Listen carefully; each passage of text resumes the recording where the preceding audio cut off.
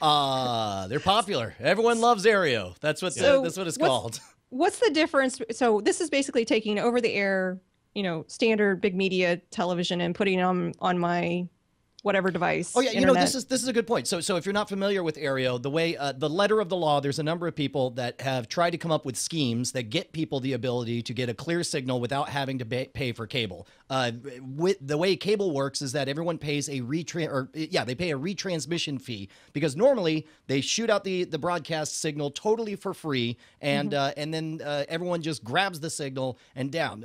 And if cable operators want to carry certain stations, they have to pay a retransmission fee, which is why you get into these pissing contests from time to time where somebody wants more or less, or they do or don't want to pay. But meanwhile, Aereo came up with a very smart solution where they said, well, what if everybody bought a physical antenna that belonged only to them, and they paid for a cloud streaming service, which is legal, and they had their own personal DVR, which is legal, and we used a Slingbox-like interface to individually send their signal from their antenna that they personally are renting from us to get out to you. This is a very Rube Goldberg way to adhere to the letter of the law. Now, the intent is, of course, to circumvent retransmission fees, because there's no point to having them. People just want the ability to watch on their mobile device. They're like, I want this. I don't want to have to go buy an antenna, set it up myself, build a DVR, set up a Slingbox, configure everything, and then do it myself.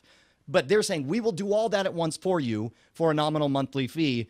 And the problem is they've opened up Pandora's box in doing so, because now all the cable companies are realizing, like, hey, that's a pretty good scheme. If that's legal, then why are we paying all these retransmission fees? And then because broadcast networks have found themselves in a position where they've become accustomed to the extra buoyancy afforded by the extra money from the retransmission fees, they don't want to give it up. And so that leads us to this massive case where they were going around suing everyone in individual markets, suing Aereo here, suing Aereo there. And we've had some cases, they filed injunctions that were denied, and Aereo was winning these little battles. But we're reaching a moment where finally both sides are like, let's just get a real decision.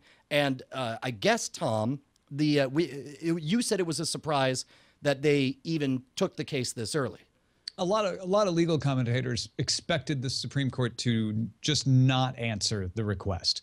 It was a little surprising when Aereo came in and said, yes, we would also like the Supreme Court to rule on this. A lot of folks thought because they were winning, they would want to keep it in the lower courts for a while longer. But they said, no, our business plan is to get out there without any question. So let's get it done. And a lot of people felt Supreme Court might just wait for it to work its way through the courts before they took it up.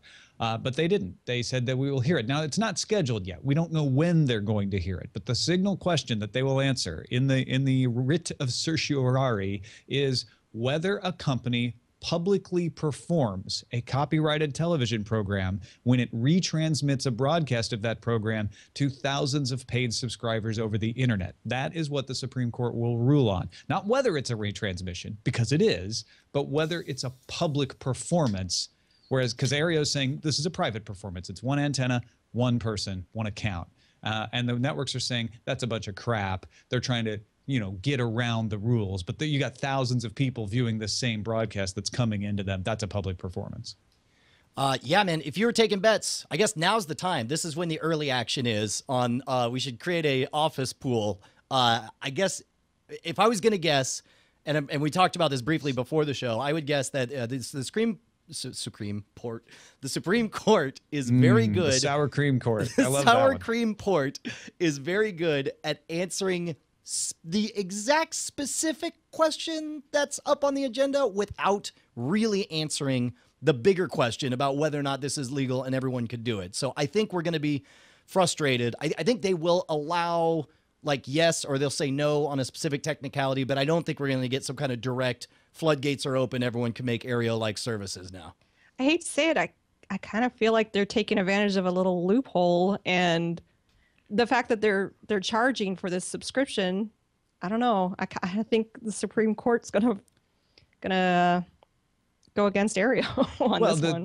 The courts have all favored Aereo so far, because what Aereo's argument is, and this has been compelling, is if I put an antenna on my roof and I have that signal go down to a tuner, and I have that tuner go through a Slingbox, and then that Slingbox sends that out to the internet to an account, those are all legal things.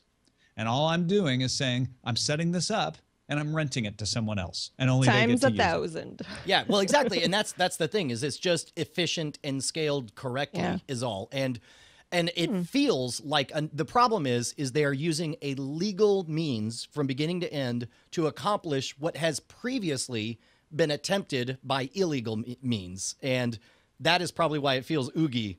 But meanwhile, what Aereo's has got very good standing when they say, just because we have better technology for the antennas, right, doesn't mean it's not legal suddenly.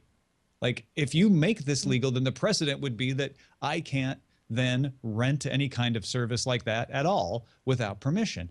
The Supreme Court could rule that. They could say, like, yeah, you know, the whole thing is actually legal. I think Brian's right. I think they'll rule specifically on this question, which is this a public performance or not? And because of that, I think, and I'm only 51% sure, because I think this could go either way, really. But I think they'll lean towards wanting to rule that, hey, you know what? Private business, private device, private login, technology all seems solid to us. It's not a public performance, and they'll leave it at that. And there will still be litigation over other issues of it, but I have a feeling Aereo might prevail.